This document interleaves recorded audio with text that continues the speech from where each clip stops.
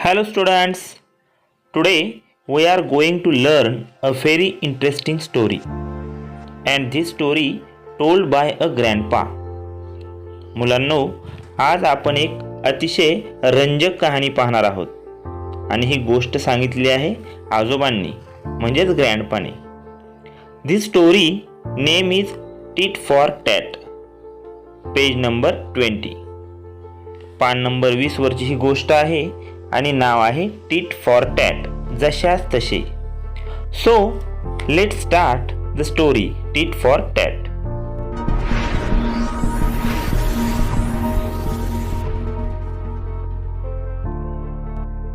Once upon a time, कोणे एकेकाळी, a camel and a jackal lived by a river near the water's edge. एक उंट आणि एक कोल्हा नदीच्या किनारी राहत होते.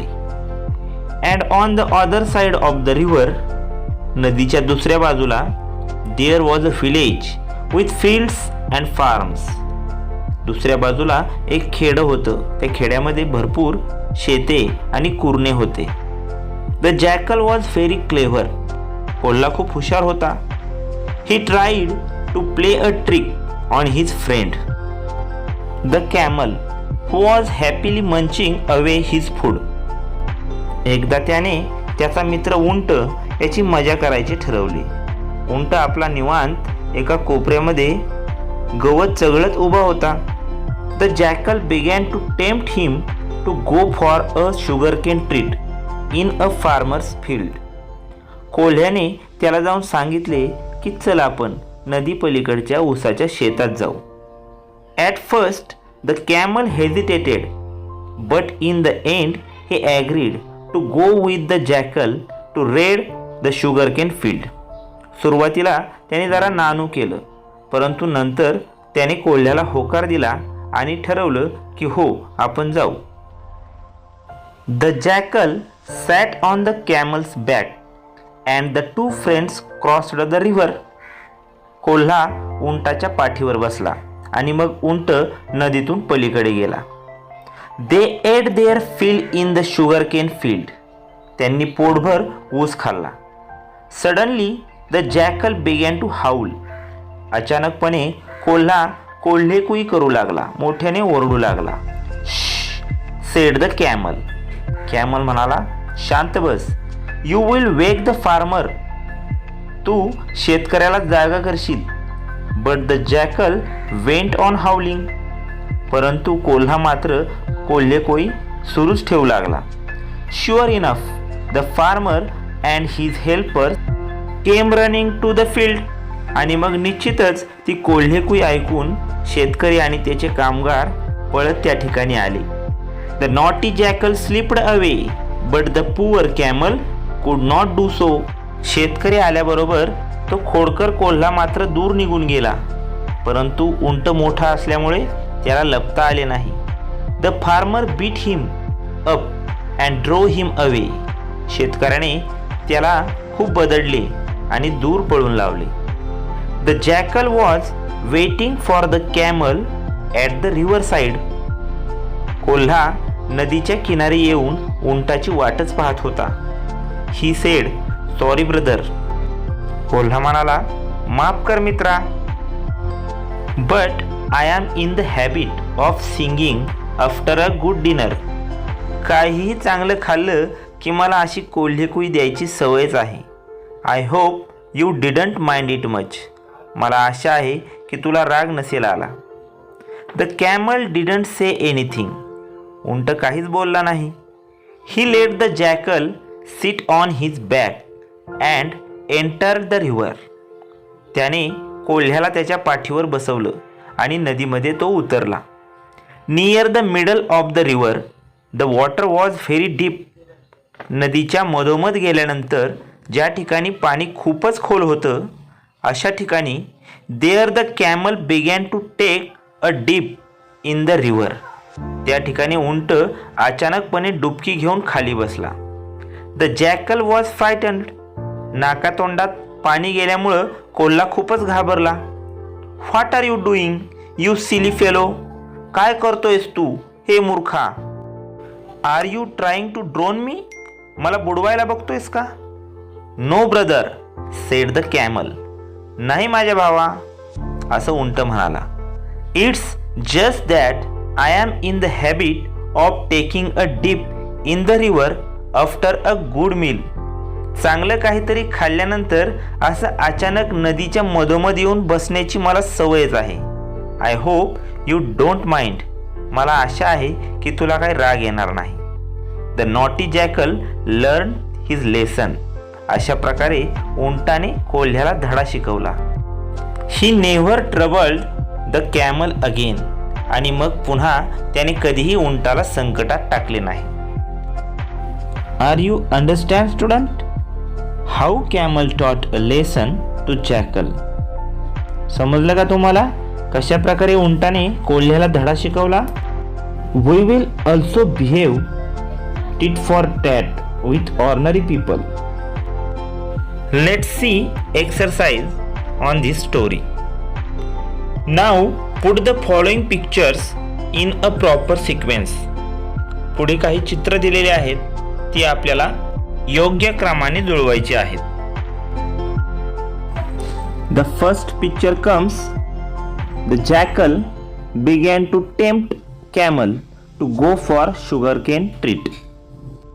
The second picture is the jackal sat on the camel's back and they crossed the river.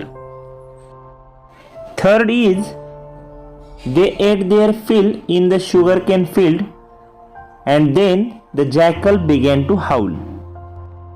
Next is the farmer beat the camel and drove him away. And last is the camel began to take a dip in the river. The jackal was frightened. Learning about language. Nouns. Read the following words and then put them in the proper row in the table. पुढील शब्द वाचून त्यांना योग्य त्या तक्त्यात लिहा. In the table there are 5 rows. First is people, second animals, third places, fourth is things we can feel, see, etc. and last is things we cannot touch, see, etc. These are the words. Now let's complete the table. First row is of people. Grandpa, friends, farmers, helpers and Radhika are the people. Next is animals. Camel, jackal are the animals. Places. Village, farm and field are places. Things we can feel, see, etc. Water, stick and sugarcane. And last is things we cannot touch, see, etc. Time, trick, treat, habit and happiness. Sentence board. Using words in the neighboring boxes, try to make as many meaningful sentences as you can. पुढील तक्त्यातील शब्दांचा वापर करून तुम्हाला अर्थपूर्ण वाक्य तयार करायचे आहेत. Here are some examples for you. तुमच्यासाठी काही वाक्य मी तयार केली आहेत. Had she read books? They jumped down. He tried hard. You can do it. Has he sing softly? You can also make more meaningful sentences from this sentence board. अशा प्रकारे या sentence बोर्डमधील शब्दांचा वापर करून तुम्ही वाक्य तयार करून तुमच्या शिक्षकांना दाखवा. Vocabulary from this story. Tit for tat means जशास तसे. Once upon a time means कोणे एकेकाळी. एज किनारा किंवा कडा. विलेज मीन्स खेडे. फील्ड्स मीन्स शेतजमीन किंवा कुरण. फार्म शेत. क्लेव्हर हुशार. ट्रिक युक्ती. मंचिंग चघळणे. टेम्प्ट वाईट काम करण्यास मोह पाडणे किंवा भुरळ घालणे. ट्रीट मेजवानी. हेजिटेट संकोच.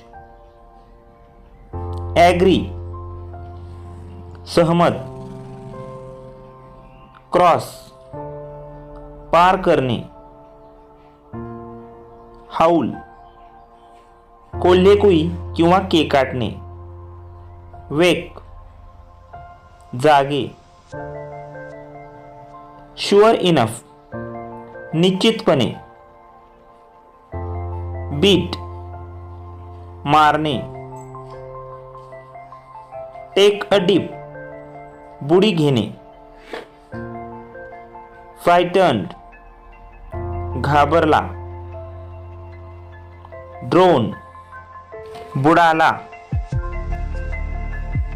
मील भोजन. ट्रबल संकट. Thanks students. व्हिडिओ आवडला असेल तर नक्की लाईक करा आणि असे आणखी व्हिडिओ पाहण्यासाठी चॅनल सबस्क्राईब करा.